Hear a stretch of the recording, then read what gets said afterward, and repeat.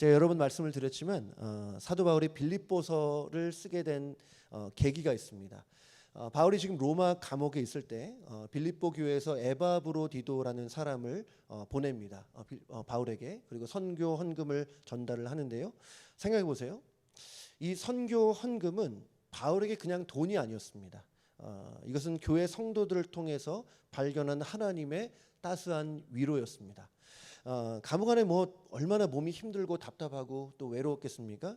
근데 에바브로디도를 만나고 또 선교 헌금을 전달을 얻으면서 하나님이 나를 위로해 주시구나, 나를 위해서 기도해 주시는 성도님들이 참 많이 있구나, 다시 한번 생각해 보는 계기가 되었을 겁니다. 근데 바울은 이 선교 헌금의 성격을 이렇게 말하고 있어요. 오늘 18절 말씀을 보면 내게는 모든 것이 있고 또 풍부한지라 에바브로디도 편에 너희가 준 것을 받음으로 내가 풍족하니 이는 받으실 만한 향기로운 제물이요 하나님을 기쁘시게 한 것이라. 바울의 말은 이거죠. 바울이 선교 헌금을 전달받고 또 빌립보 성도들에게 고맙고 또 너무 기뻤을 거예요. 근데 바울은 그렇게 말하지 않고 이는 받으실 만한, 여러분 누가 받아요? 하나님이죠. 하나님이 받으실 만한 향기로운 제물이라는 거예요. 또 그것이 하나님을 기쁘시게 하는 것이다, 이렇게 말하고 있습니다. 이러보건대 우리가 어떠한 마음과 자세로 헌금을 하고 또 봉사를 많이 하시잖아요. 어떤 마음으로 봉사하고 섬겨야 할지를 생각해 보게 됩니다. 신앙생활을 하다 보면 교회에서 이런 목소리를 듣는 일이 있어요. 내가 교회를 위해서 얼마나 열심히 일했냐, 내가 성가대도 하고 또 식당 봉사도 하고 또 식당 봉사하고 뭐 여러 가지 봉사 많이 하고 내 교회에다가 헌금도 힘껏 했다고. 감사한 일입니다. 성도가 몸된 교회를 열심히 섬기는 것은 참 고마운 일이에요. 하지만 바울이 이렇게 선교 헌금을 하나님이 받으실 만한 향기로운 제물이고 이것은 하나님을 기쁘시게 하는 것이다 라고 말한 것은 그 섬김과 수고와 노력이 사람이 아니라 하나님을 향해야 된다는 거죠. 교회가 아니라 하나님을 향하라는 거죠. 봉사를 하더라도 물론 교회에서 봉사를 하지만 그 봉사가 교회가 아니라 먼저는 하나님 생각하고 하나님 바라보면서 해야 되는 것이다. 마찬가지로 헌금도 교회에서 헌금을 하죠. 하지만 헌금을 하는 사람의 마음은 하나님을 바라보고 하나님께 시선 고정하고 하나님을 향해서 해야 된다는 거예요. 만약에 헌금이든 봉사든 교회에다가 한 것이라고 우리가 생각을 한다면, 하나님 생각하지 않고 한다면 우리 마음속에 공로의식이 생길 수 있어요. 내가 교회를 위해서 그렇게 열심히 섬겼는데 생각하면 교회에서 주인 노릇할 수밖에 없습니다.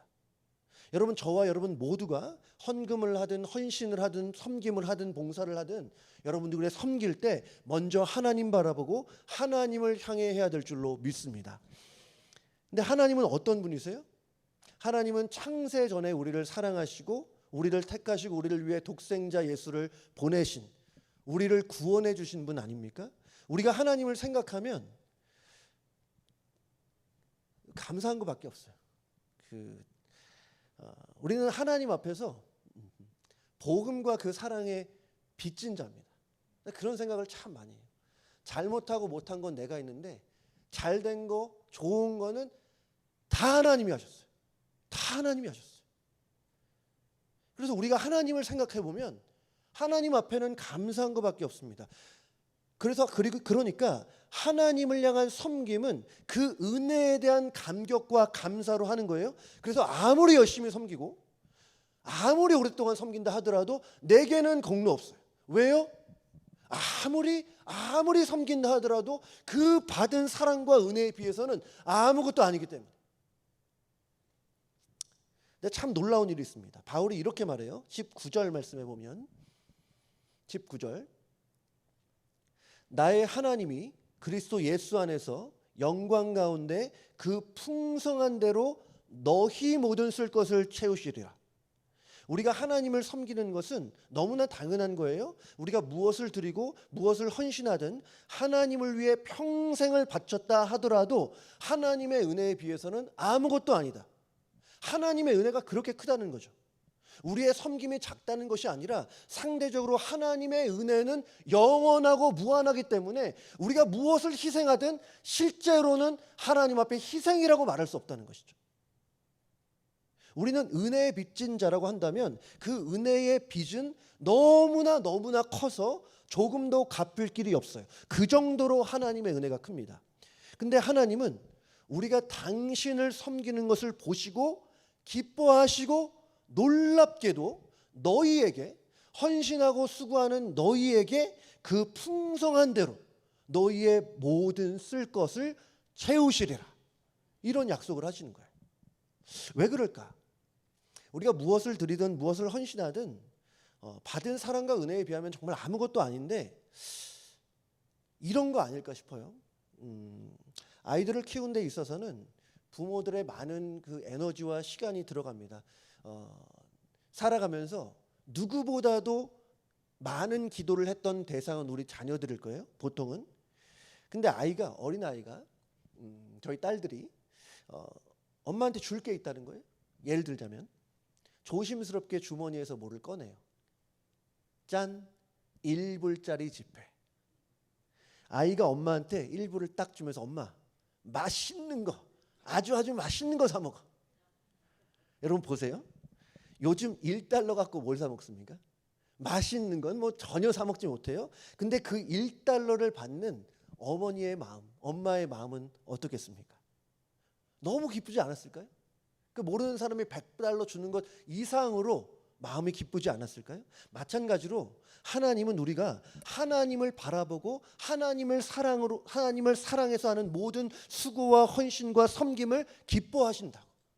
그 기뻐하는 마음으로 우리의 모든 필요를 기뻐하는 마음으로 하나님 섬길 때 하나님은 우리의 모든 필요를 채워주시리라고 약속하신 거예요. 나의 하나님이 그리스도 예수 안에서 그 풍성한 대로 너희가 누구예요? 아낌없이 하나님을 사랑하고 하나님을 사랑하는 마음으로 하나님을 섬기는 사람, 그 사람들에게 너희의 필요한 모든 것을 채워주신다. 여러분, 이것이 섬김의 신비인 줄로 믿습니다. 섬기면, 희생하고 나눠주면 줄어드는 게 우리의 상식인데 하늘로부터 하나님이 갚아주시겠다는 약속이에요. 우리 귀한 성도님들, 여러분들이 가진 소중한 것을, 그것이 무엇이든 하나님께 올려드리시기를 주님의 이름으로 축복합니다. 하나님께서 우리가 올려드린 그 마음을 보시고 하나님이 기뻐하시면 하나님이 우리에게 채워짐의 복을 허락해 주실 거예요. 우리 귀한 성도님들, 이러한 영적인 신비, 섬김의 신비를 체험하시기를 주님의 이름으로 축복합니다. 잠깐